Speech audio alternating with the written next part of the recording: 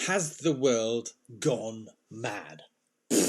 And how to navigate your way to enlightenment. Hi, Will Perry here. Welcome to another Keeping the Conversation Alive. I hope you are well. Now, have we all gone mad? As Black Friday or Cyber Friday approaches, it's massive. It's a massive thing. I've heard a few people saying, "Oh, I'm going to get that on Cyber. Oh, I'm going to get that on."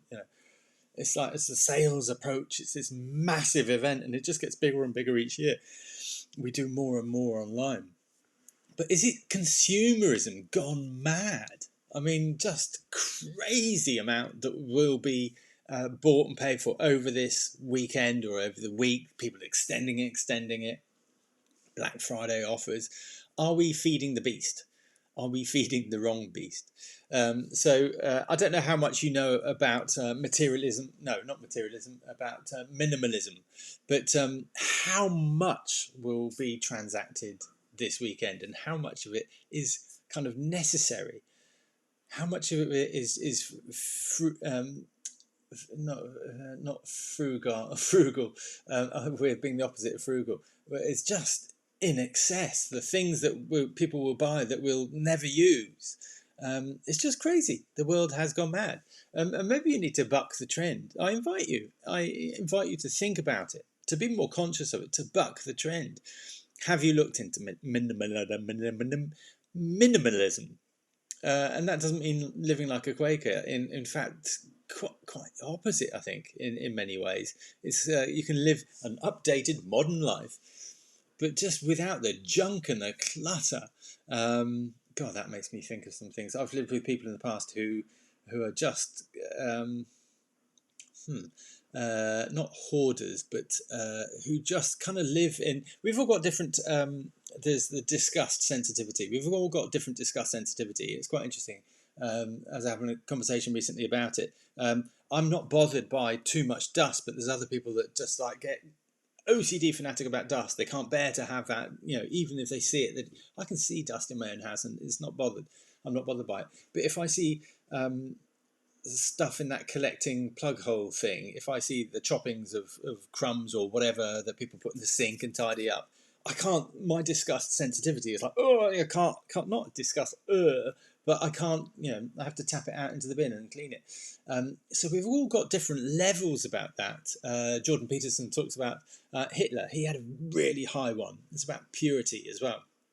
A high disgust level, and of course that was associated against the Jews. Keeping this pure, his image of pure, the master race, and anything that attacked that or infected that was, triggered his disgust.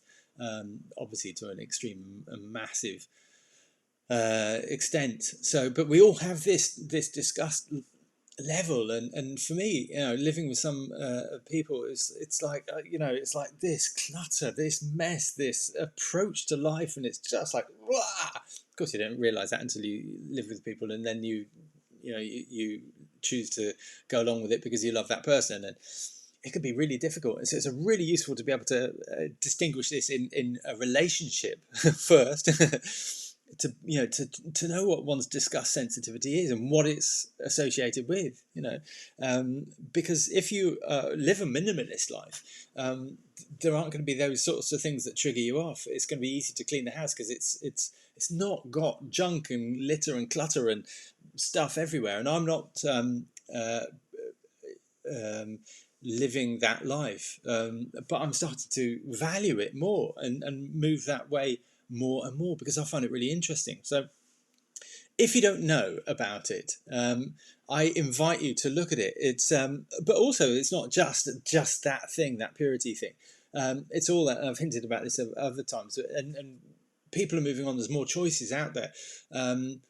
About maybe go and explore the FIRE movement, which is financial independence, retire early, FIRE. So more and more people looking to live frugally and that minimalist life without that junk, without that unnecessary purchasing, and only get what's necessary to you, which you value and enjoy, but get rid of the rest, the stuff you're hoarding onto. People, well, what's the average? People on average in America, this is pay $300 a year for storage of clutter that they never use. It's just like insane. And I'm sure we do the same all around the world. When we have a garage, we fill it full of clutter. When we've got an attic, we fill it full of rubbish.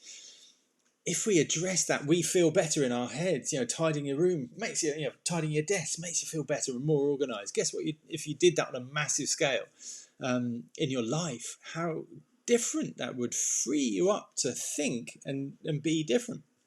More opportunities opened up in a different area. You can't know until you say, but it's a mindset thing. It's not just a tidying, because guess what?